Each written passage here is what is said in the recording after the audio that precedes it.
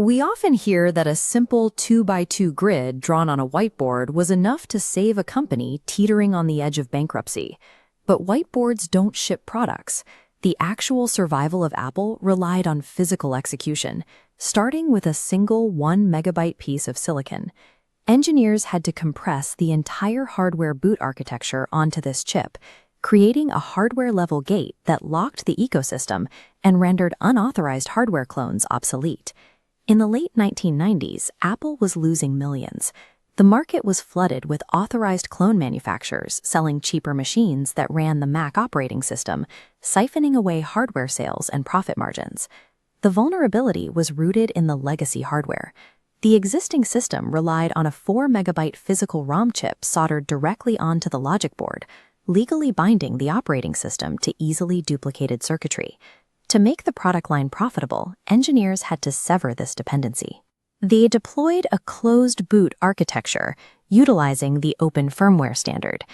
This diagram shows the scale of the reduction, compressing 4 megabytes of physical Mask ROM down to a single 1 megabyte flash memory block.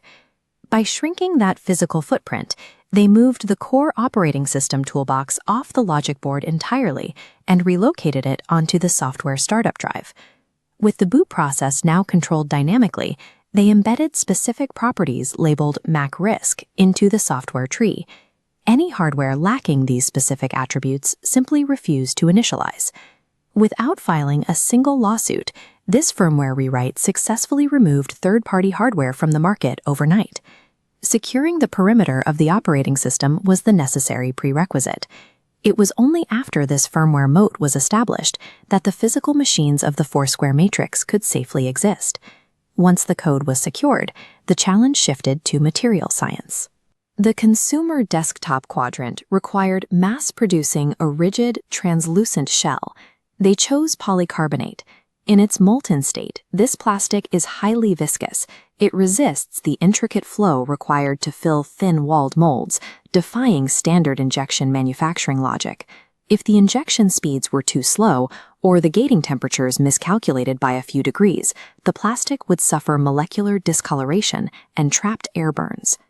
Maintaining the mechanical properties of the translucent plastic required zero-tolerance machine settings to navigate the narrow window between structural integrity and glass-like clarity.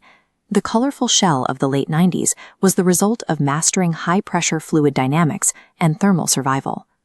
While the consumer model was a sealed unit, the professional desktop quadrant demanded hardware expandability, imposing a different structural requirement.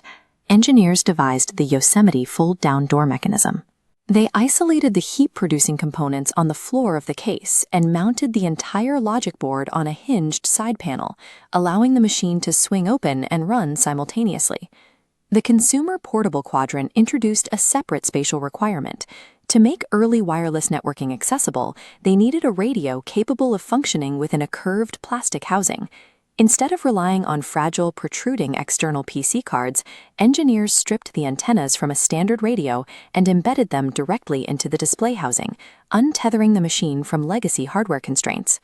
Fulfilling each quadrant of the rigid matrix forced hardware teams to resolve an entirely distinct set of mechanical, thermal, and spatial contradictions. The hardware had been successfully engineered, but the true war for survival was still being lost at the global scale. If you want to understand how deep engineering dictates modern technology, make sure to subscribe. Success in the factory required a simultaneous victory in the warehouse. The final obstacle was a bloated logistics network. The incoming operations executive, Tim Cook, viewed inventory as a depreciating liability that behaved like spoiling dairy products. At the time, the company maintained an excessive physical footprint, 19 disparate warehouses scattered globally, stockpiling components from over 100 different suppliers. This liability was surgically removed. Dedicated manufacturing plants were shuttered, and the supplier list was aggressively slashed from over 100 down to an elite 24. This counter illustrates the metric of salvation.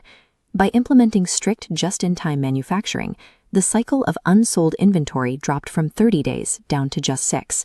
The survival of the company and the success of the 2x2 grid was dictated by this cold, invisible operational efficiency. A structural cage forces necessary innovation. a reality that dictates everything from computer manufacturing to aerospace design. Click the video on screen to see how a microscopic engineering flaw inside a fuel tank doomed Flight 800.